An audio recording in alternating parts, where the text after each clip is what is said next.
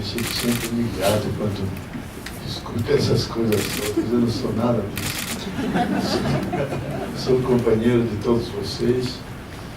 Quero saudá-los, porque me sinto em casa aqui, porque há mais de 30 anos venho militando na questão dos direitos humanos, especialmente a partir daqueles que menos direitos e menos vida têm, que são os pobres e oprimidos. Quero saudar a ministra Maria do Rosário, a quem eu tenho especial apreço pela sua coragem, pela sua luta, e ela sabe unir o vigor de enfrentar as questões com a ternura. Por isso, com muito gosto, dediquei o livro para ela, Força da Ternura, sem a qual o amor não triunfa e não se mantém. Quero saudar a mesa toda aqui, o Biel, todos que estão aqui, o João Alves, que esteve conosco em Petrópolis. Não quero esquecer o Gilvan, um grande ditador, 10 anos na cadeia, gente, não é brincadeira. É tempo de vida muito precioso. Mas ele soube sublimar com poesia, com literatura. Quero saudar a vocês todos, o nosso pessoal de Petrópolis. Estou vendo aqui a Mariana, depois a Carla, a Eliane, que são do nosso grupo. Aqui em Petrópolis temos um grupo que celebra já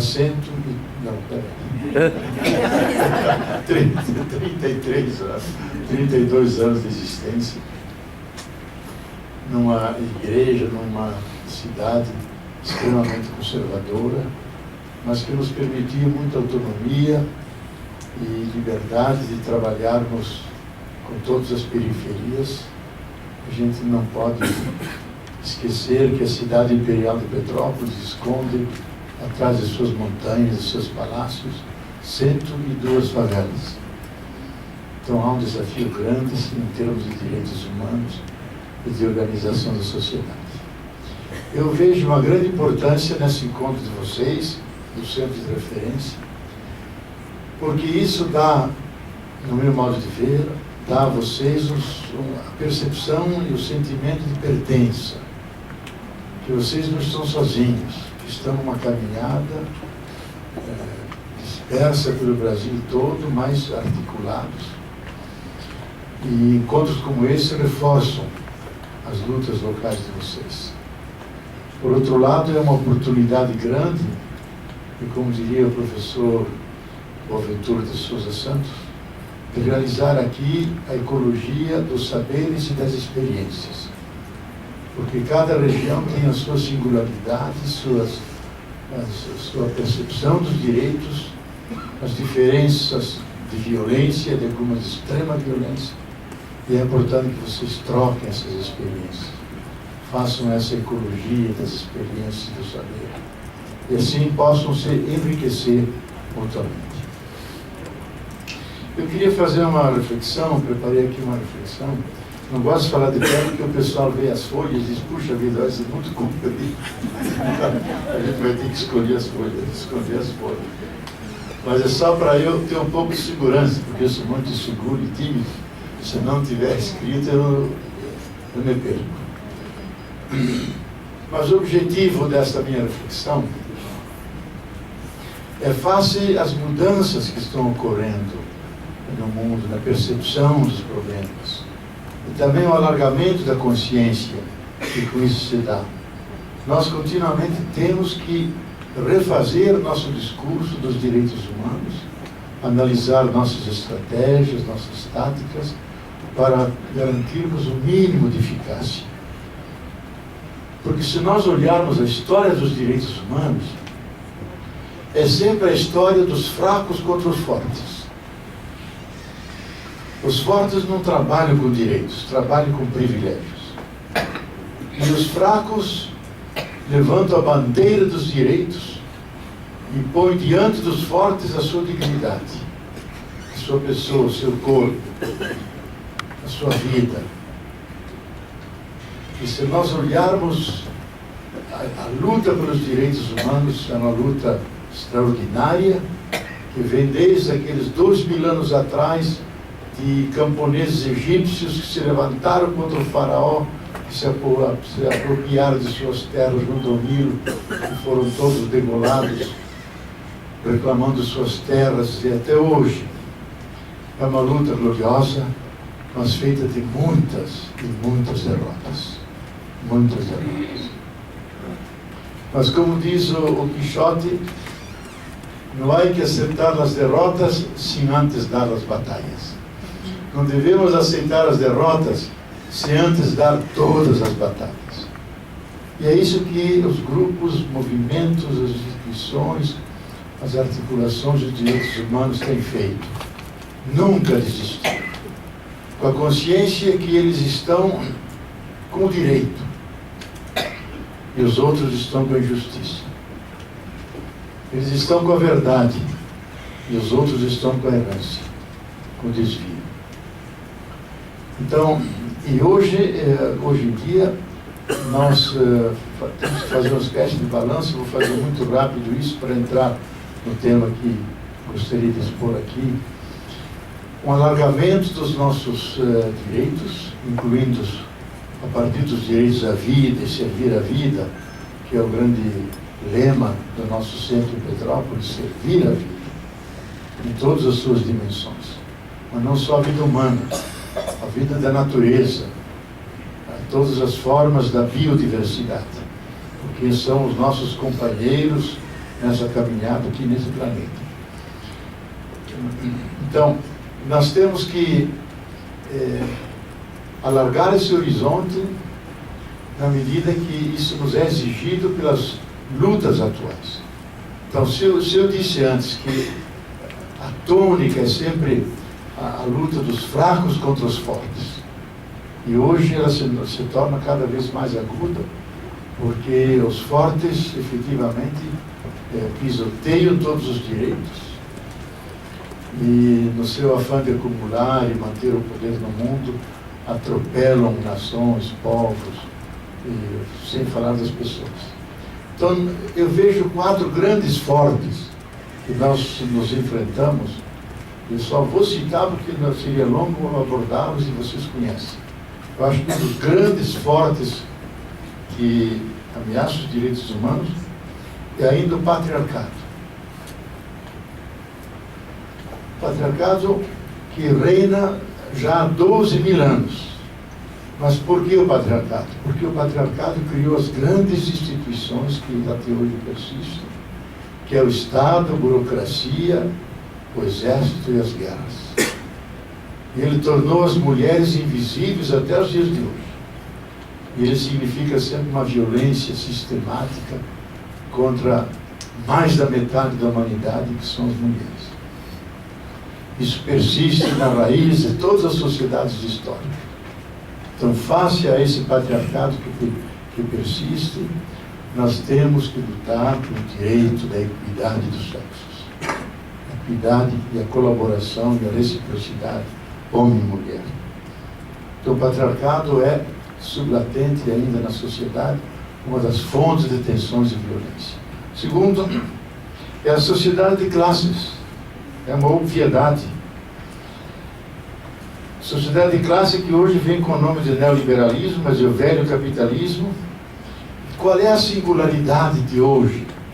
Que a sociedade de classes, porque ela cria por a sua estrutura diferenças, injustiças, porque as classes não apenas se relacionam de forma tensa, elas se relacionam de forma conflitiva.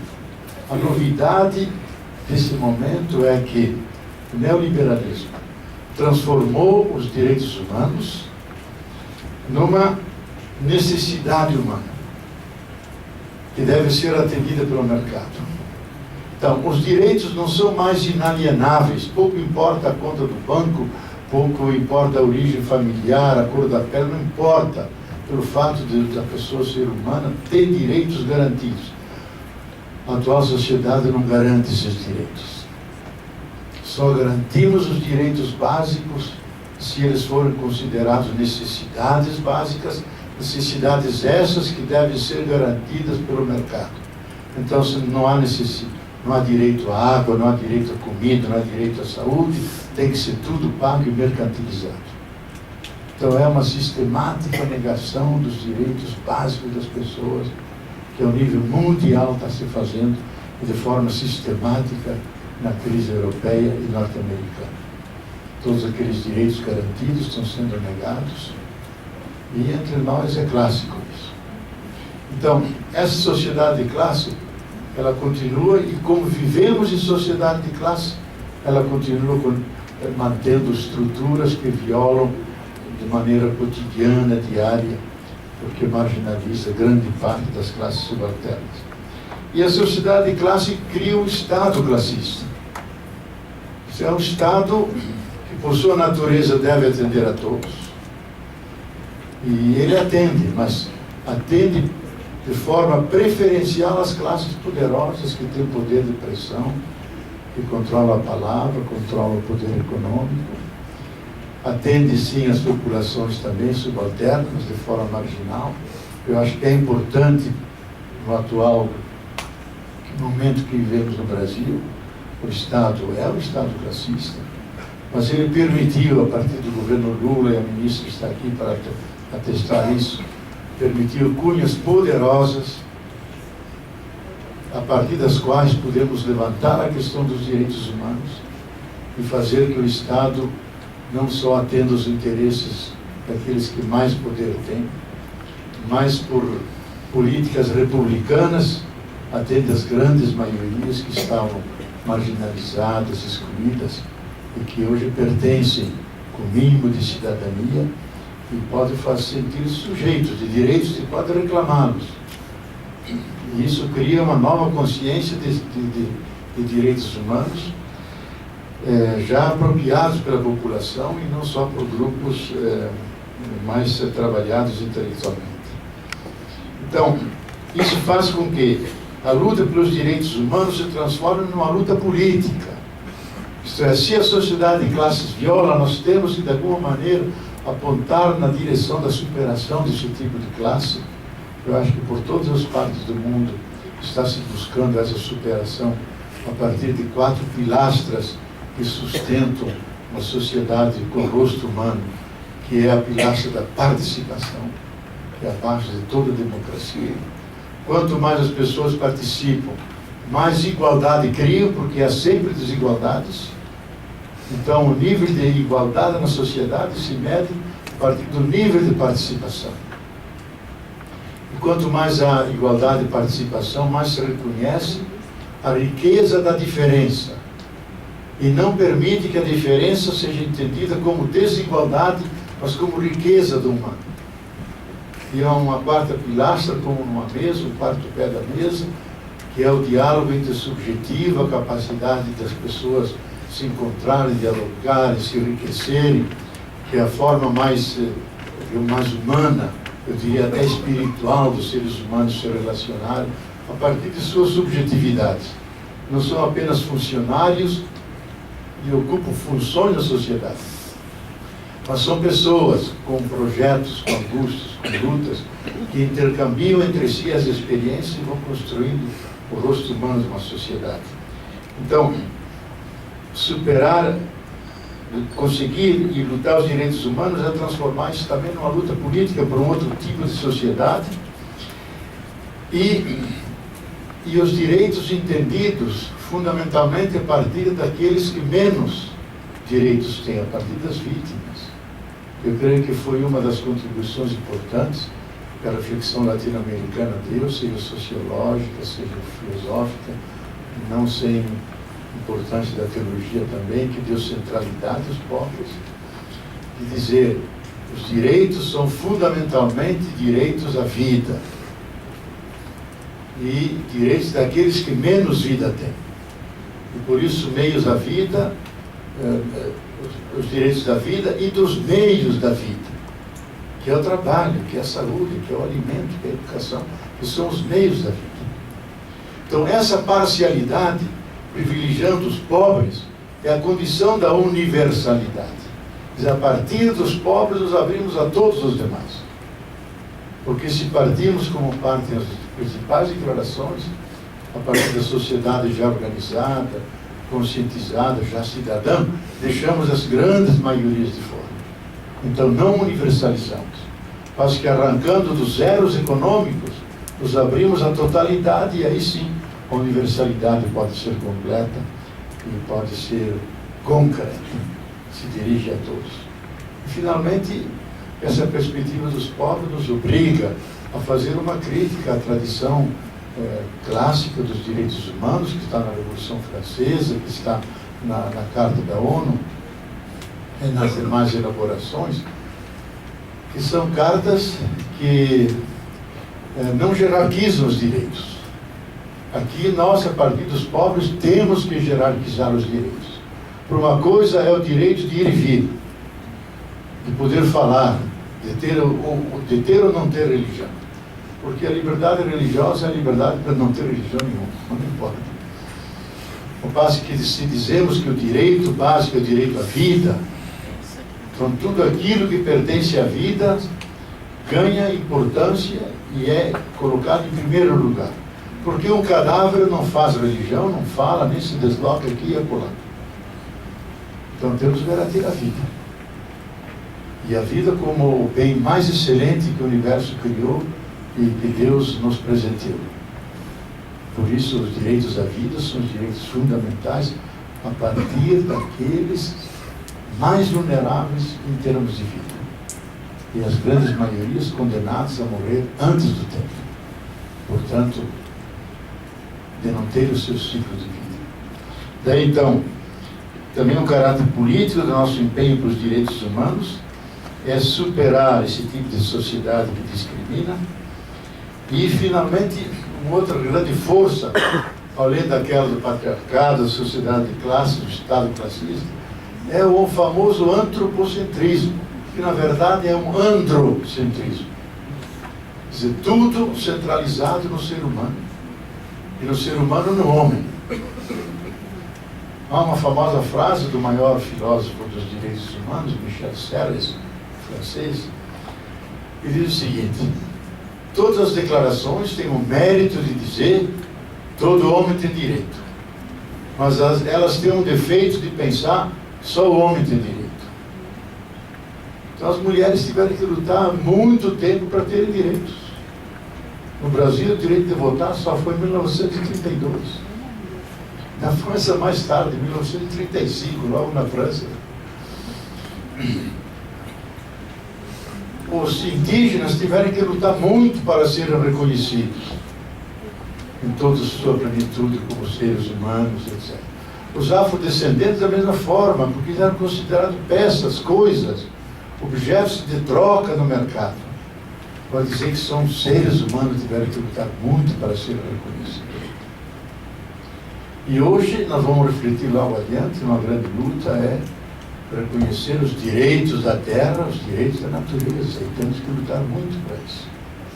E a reflexão dos direitos humanos tem que se abrir essa dimensão.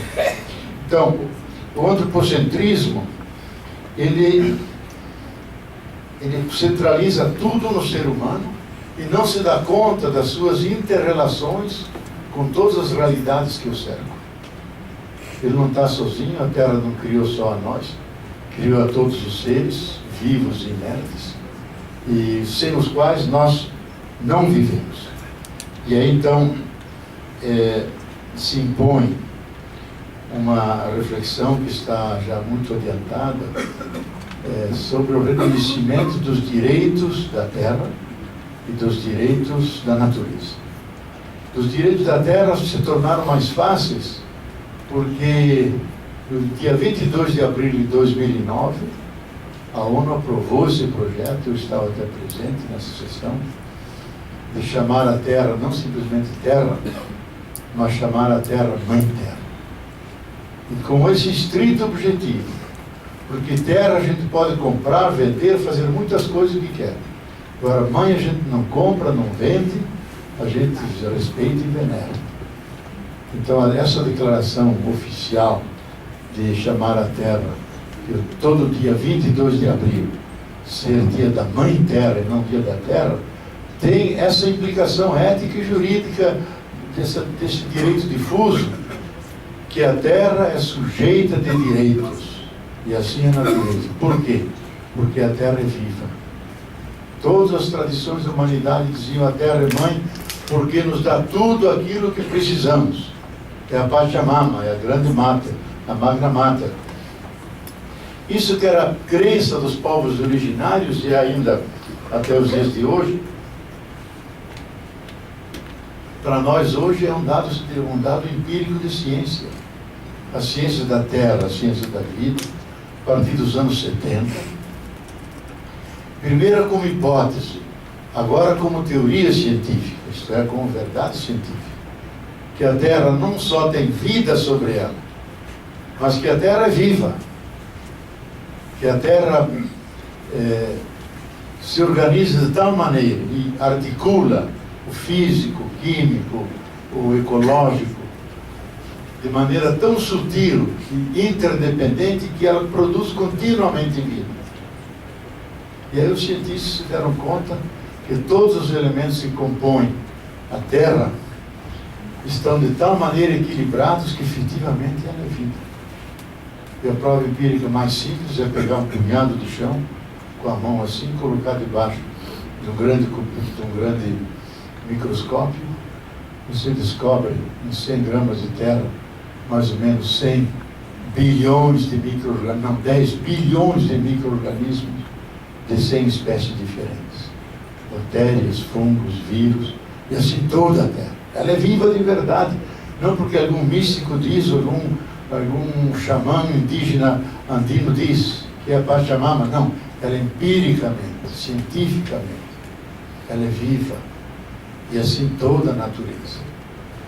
Isso implica reconhecer subjetividade à Terra. Se ela é viva, ela é portadora de direitos a viver, direitos de existir. E tudo que existe, tudo que vive, merece existir, merece viver. E os astronautas nos deram, eu diria, a comprovação ocular desse fenômeno. Que muitos deles, lá das naves espaciais ou da Lua, disseram: daqui de cima, Terra e humanidade não fazem diferença. Constitui uma unidade. Não é que de um lado está a humanidade, do outro lado está a Terra. Terra e humanidade é uma entidade só. Então, assim como a Terra é fruto do processo da evolução, e ela surgiu há 4,4 bilhões de anos atrás, assim como a vida é produto do processo da evolução, da mesma forma a vida humana é produto e consequência da evolução da vida. E terra e vida formam essa unidade de tal maneira que o ser humano é aquele momento da evolução da Terra, da sua alta complexidade, que a Terra começou a pensar, sentir e amar. Isso é a irrupção do ser humano. Então nós somos aquela porção da Terra que pensa, sente e ama. Por isso do homem vem de humus, terra boa, terra fértil. Por isso que na intuição judaico-cristã, Adão vem de Adamá, filho e a filha da terra arável, da terra fecunda. Então, isso está entrando cada vez mais na consciência coletiva, não só dos ecólogos, mas dos astrofísicos, dos cosmólogos, daqueles que vêm das ciências da vida e da terra. A terra é o grande organismo vivo. E a própria biosfera também é um produto da própria vida. Não é que havia biosfera, daí apareceram os seres vivos e eles têm um hábitat que permite a vida deles. É o contrário. Os seres vivos, interagindo com o meio, com as forças da Terra, as forças do universo, foram lentamente criando o seu habitat, criando aquela fina capa que envolve todo o planeta, que nós chamamos de biosfera. Isso é uma criação da própria vida. A vida foi criando a sua casa, foi criando o seu habitat, e isso permite que ela exista. É mais ou menos como o nosso corpo. Não é que primeiro tem a vida, depois o corpo. A vida foi dando para si o seu habitat, foi criando o seu corpo, os seus olhos, os seus sentidos, o seu coração, os seus membros. E o habitat da nossa vida é o nosso corpo. Assim é o corpo terrenal de todos os seres vivos, que foi criado pelos seres vivos.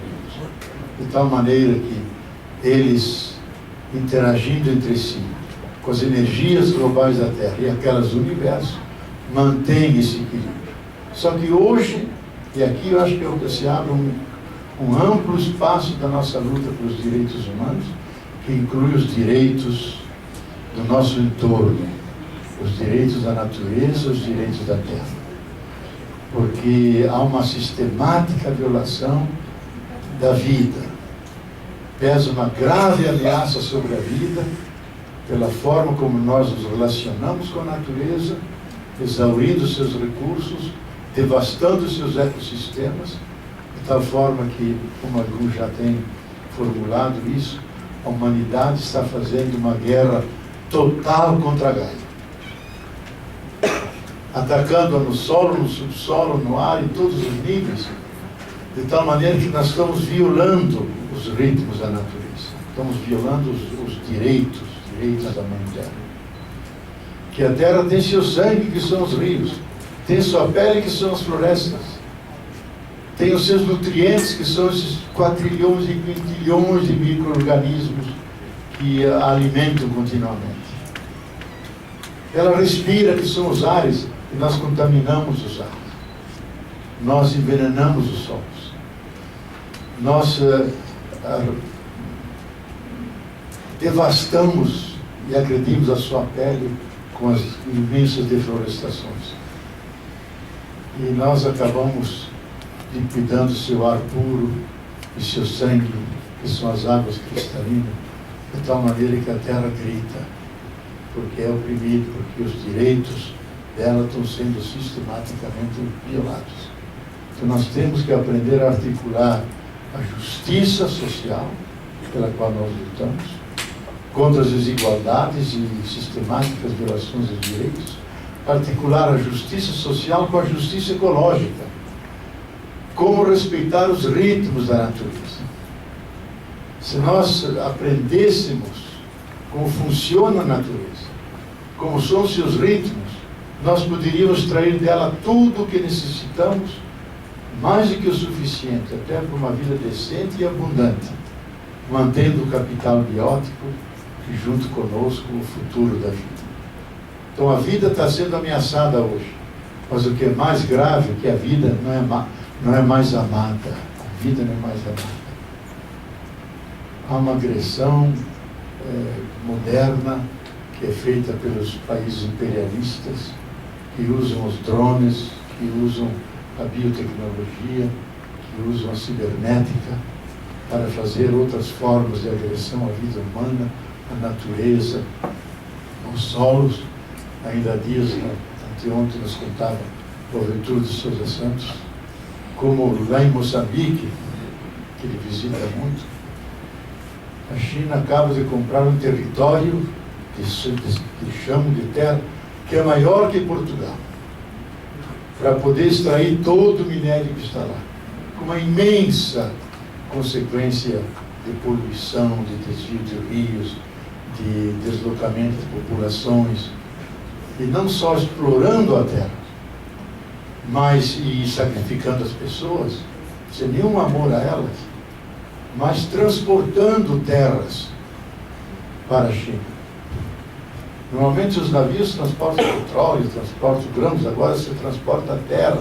O Brasil é um dos grandes exportadores de terra, porque a nova tecnologia descobriu metais sutilíssimos que estão na terra para as altas tecnologias, quase todas militares, tecnologias ligadas à cibernética, às formas mais avançadas dos modernos computadores. Então, não se ama a vida porque se sacrifica a vida, como a gente vê nas guerras terríveis que hoje acontecem. E também nas formas como nós assistimos no nosso país, uma tanta sistemática de líderes, em São Paulo uma verdadeira guerra civil, a vida não tem preço, a vida nada vale, a vida não é amada. Então não só é agredida, a vida não é amada. Como vamos superar essas dimensões e essas 4 forças? Eu acho que nós temos que encontrar aquela categoria de base que, no meu modo de ver, sustenta o nosso empenho, a nossa luta pelos direitos humanos, que é a categoria do respeito incondicional. Respeito. Muitos trabalham com a categoria da dignidade humana, que logo vem vinculada ao respeito.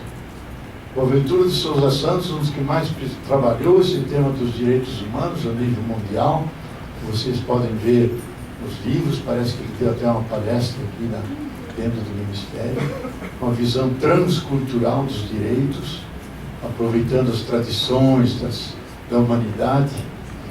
Mas para nós, eu acho que todas essas distintas versões transculturais, elas convergem num ponto fundamental. E que esse é um elemento ligado diretamente ao sistema vida, que é o respeito à vida. E o respeito implica, em primeiro lugar, o reconhecimento do outro, que o outro está na minha frente e ele tem direito de estar aí. E que a minha relação não pode ser uma relação de dominação ou de destruição ou de marginalização. E é uma tragédia que pesa sobre todo o Ocidente. Que o Ocidente nunca soube reconhecer a alteridade, nunca soube reconhecer o outro. Ou o agregou, então o destruiu, ou fisicamente o destruiu, como fez com as grandes nações indígenas na América Latina, na África, então destrói o outro, ou então subjuga o outro, o coloca ao meu serviço, mas nunca reconheceu o outro. Então, o respeito exige o reconhecimento da alteridade, que o outro que está aí tem direito de estar. Mas não só o outro humano, o outro árvore, o outro água, o outro paisagem, o outro animal, todo aquele que não é o eu, mas que comigo pode conviver, que está à minha frente, e coloca imediatamente um desafio ético. Como é que eu trato o outro? Faço ele um aliado, me alio a ele? Ou então o marginalizo, subjugo ou destruo? O respeito é acolher o outro, permitir que ele exista, porque ele tem direito de estar aí. E tem direito até porque é muito mais velho que nós. Nós só entramos no cenário da evolução quando 99,98% da Terra estava já pronto. A Terra não precisou de nós para organizar a sua imensa biodiversidade, com seu esplendor. Estavam todos os seres ali. Nós somos os últimos a entrar. Nós temos 5 a 7 milhões de anos. E como Homo sapiens, que somos nós, sapiens e deles, porque somos mais dementes do que sapientes, temos 100, 150 mil anos. Quase que todos os demais seres, uma simples galinha, tem 400 milhões de anos. São muitos, estão muito há mais tempo sobre o cenário da história. Só por fato da sua ancestralidade, nós devíamos respeitá-los, deixá-los ser, aprender a conviver com eles. Segundo ponto, que é importante, que cada ser tem um valor intrínseco. Pouco importa se eles se ordenam ou não a nós. Tem um valor em si mesmo. É que nós todos somos dominados por uma ética utilitarista, que as coisas valem na medida que se ordenam a nós. É o famoso antropocentrismo. Não, elas valem por si mesmas. E por si mesmas elas têm uma mensagem a dizer. Elas têm o seu lugar, são importantes no conjunto de todos os seres. Já a Carta da Terra diz, cada ser tem a sua autonomia, o seu valor intrínseco, independentemente do uso ou não uso que nós, seres humanos, fazemos. Isso é difícil para a grande maioria de nós entendermos, que toda a nossa cultura é uma cultura da dominação, cultura da apropriação, cultura da sujeição do outro. E quando aqui supõe a cultura da convivência, do respeito, da acolhida, da valorização do outro, porque ele é carregado de significação em si mesmo. Toda a tradição budista elaborou esse respeito, o hinduísmo. Na cultura ocidental, acho que há duas figuras importantes. São Francisco de Assis, que tinha sumo respeito por todos os seres, da lesma do caminho, quando via uma lesma, um besourinho, procurando fazer o seu buraco no chão duro, não conseguia, afastava, levava para um lugar úmido para ele poder se defender. Quando via um galho quebrado, o enfaixava para que ele pudesse sobreviver. Então, o respeito como cuidado. Andava com respeito sobre as pedras, sobre todas as coisas, porque diz, houve alguém que disse, eu sou a pedra. E para não machucar nenhum dos seres, para cuidar de todos eles. E Schopenhauer é um grande filósofo que foi sempre colocado à margem na história da filosofia, que elaborou uma poderosa, grandiosa reflexão sobre o respeito e sobre a compaixão. Compaixão é aceitar o outro e nunca deixar que ele fique sozinho na sua dor. Porque o terrível do sofrimento não é tanto o sofrimento, é a solidão do sofrimento. Quando nenhuma mão se estende, nenhum ombro se oferece para apoiar. E isso que nós precisamos hoje, face a naturezas crucificadas, face a nações marginalizadas, discriminadas, entrar à sua frente, apoiá-las, reconhecer o direito que elas têm de existir e o valor que elas têm e a mensagem que elas podem nos dizer a nós. Mas há uma figura que eu quero ressaltar aqui que é extraordinária, porque foi o que melhor trabalhou a questão do respeito, que foi Albert Schweitzer. Albert Schweitzer era um francês alemão da Alsácia, era o maior concertista de Bach de sua época, e talvez o maior exegeta, o maior intérprete do Novo Testamento, no começo do século, no começo do século XX. E ele, a estudar a história de Jesus, se deu conta que o importante não é a doutrina, não é mandar missionários no mundo para converter as pessoas, é ir lá junto às pessoas, junto aos pobres, fazer aquilo que deve ser feito. Enxugar as suas lágrimas, consolá-los, reforçar a sua vida. Ele largou tudo, foi para a África, num hospital em Lambarene, hospital de ancianos.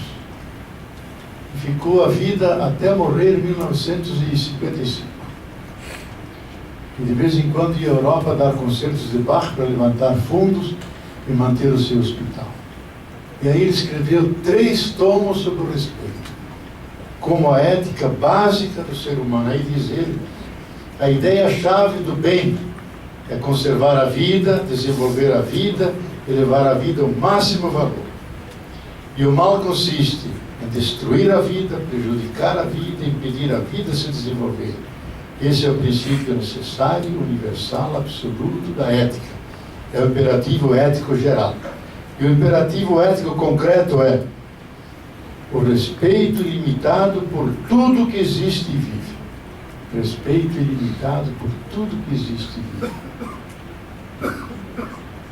Então ele vivia no hospital, em plena selva subtropical, cheia de insetos e formigas e mosquitos.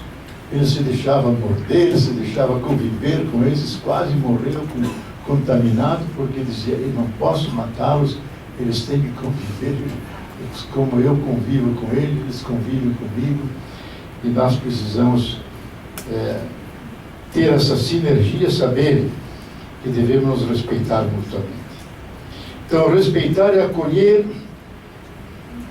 o outro, e o outro me impõe um limite, que eu não posso ultrapassá-lo, e ao ultrapassá-lo eu violo o outro. Mas esse limite também é um desafio para eu conviver com o outro, fazer uma aliança com o outro e poder manter essa diversidade enorme das manifestações da vida, sem enquadrá-la, sem privilegiá-la nenhuma, mas criar as condições para que todos possam viver. E aqui, para nós, é um problema importante, porque todo respeito implica reconhecer limites. Respeito o outro, não posso ultrapassar os limites do outro. talvez uma das crises mais importantes da sociedade moderna, também brasileira, é a falta generalizada de respeito.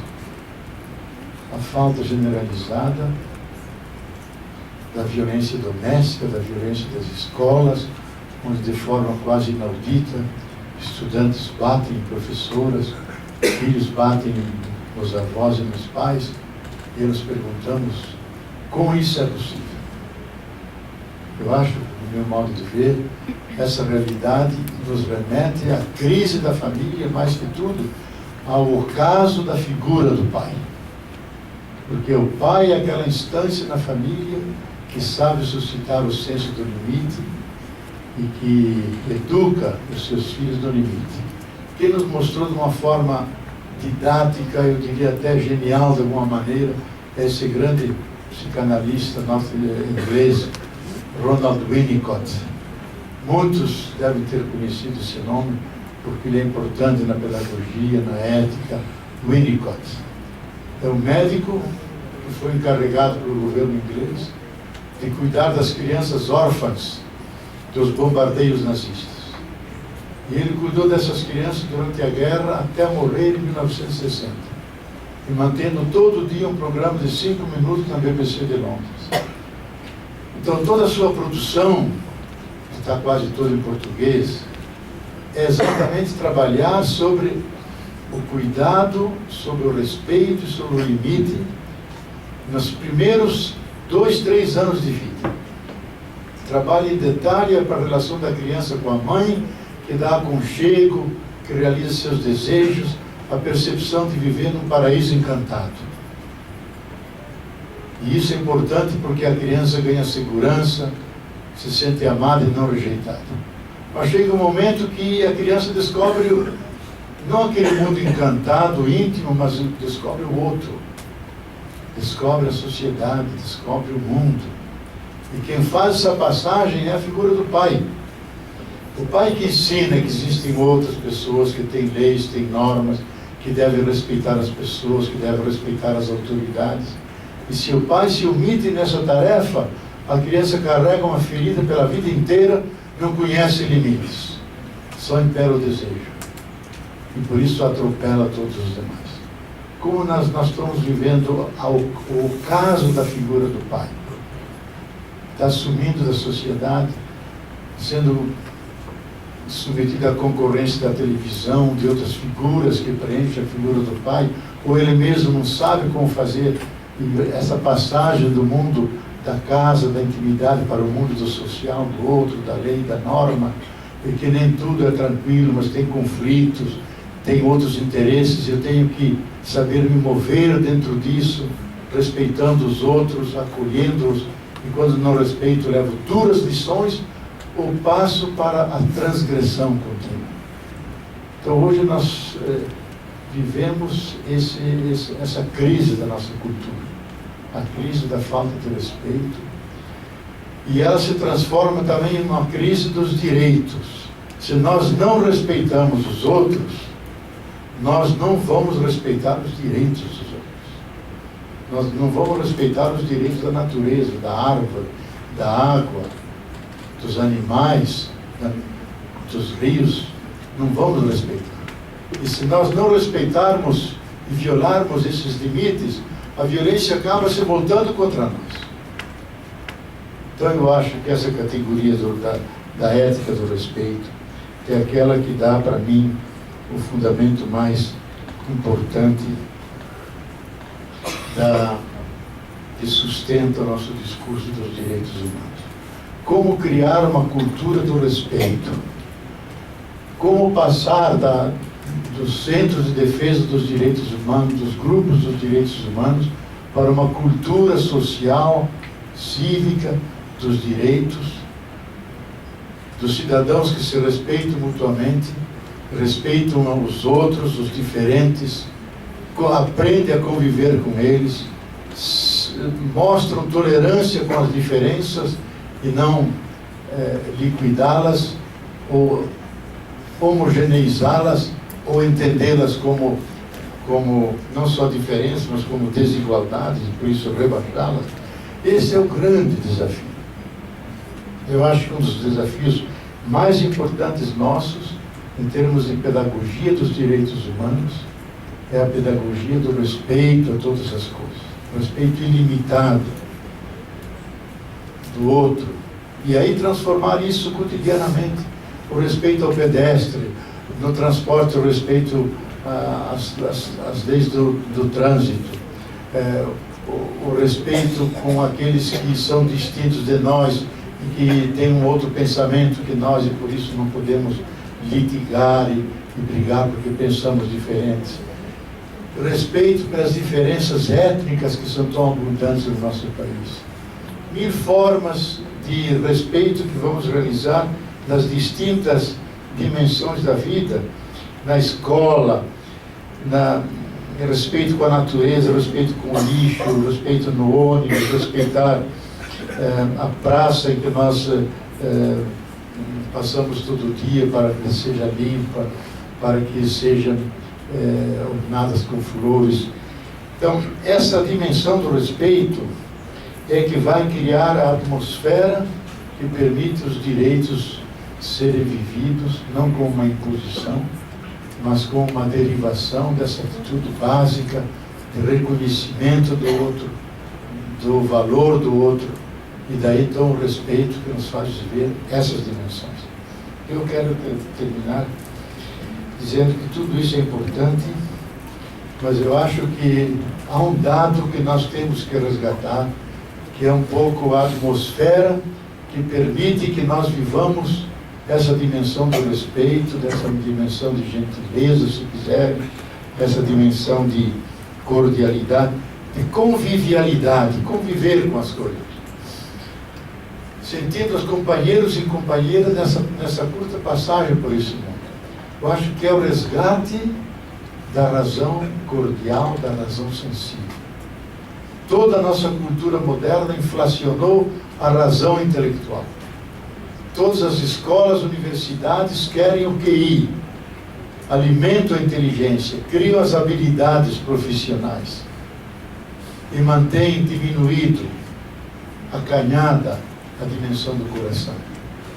E nós sabemos que a razão sensível, chamada razão cordial, ou a razão emocional, ela representa a dimensão mais profunda dos seres humanos. Nós somos movidos por paixões, não tanto por ideias. Com nossas ideias, nossa representação, nossa ciência, vem do cérebro que tem 5, 7 milhões de anos, é o neocórtex. Agora, o cérebro mais ancestral, de onde estão radicados os sentimentos profundos, capacidade de cuidar, de sentir, de amar, e também o reverso, de rejeitar, de odiar, é ancorada no cérebro límbico, que surgiu há 225 milhões de anos atrás.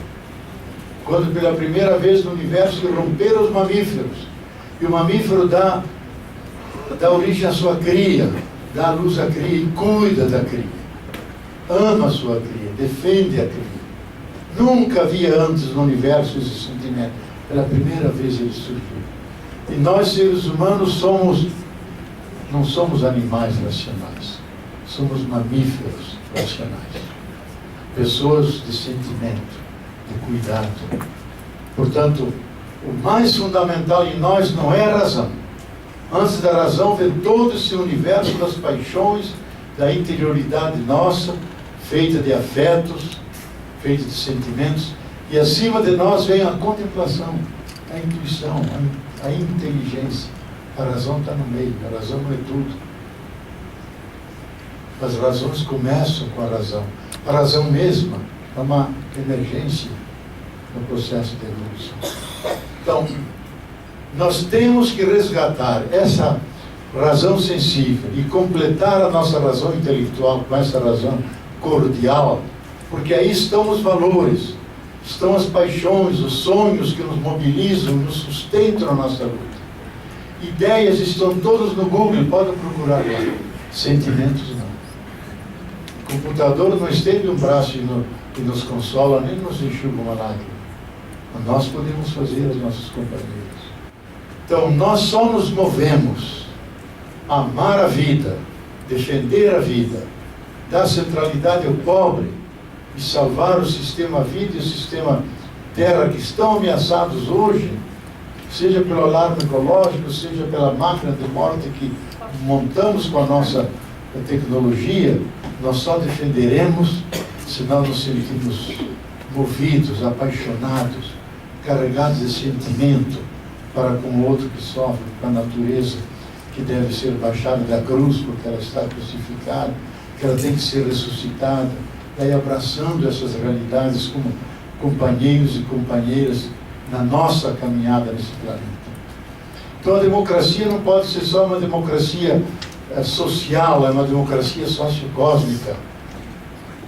Os novos cidadãos são as árvores, são as paisagens, são as rochas que compõem nossa cidade, são nossos rios. O que seria de Brasília se não tivesse as árvores, se não tivesse o lago, se não tivesse o ar?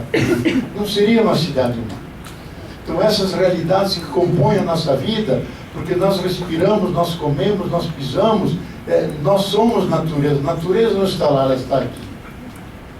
E nós estamos difundidos no meio dessa realidade, compondo essa grande unidade. Se nós não vivermos isso como comoção, como sentimento profundo, nós nunca vamos suficientemente nos mobilizar. E se nós não tivermos esses sentimentos, essas motivações poderosas que nos lançam para a resistência, para a luta, nós não teremos aquela mística necessária, importante na luta pelos direitos humanos, onde colhemos tantas derrotas. Mas, apesar disso, não desistimos, porque confiamos que aquilo que deve ser tem forma.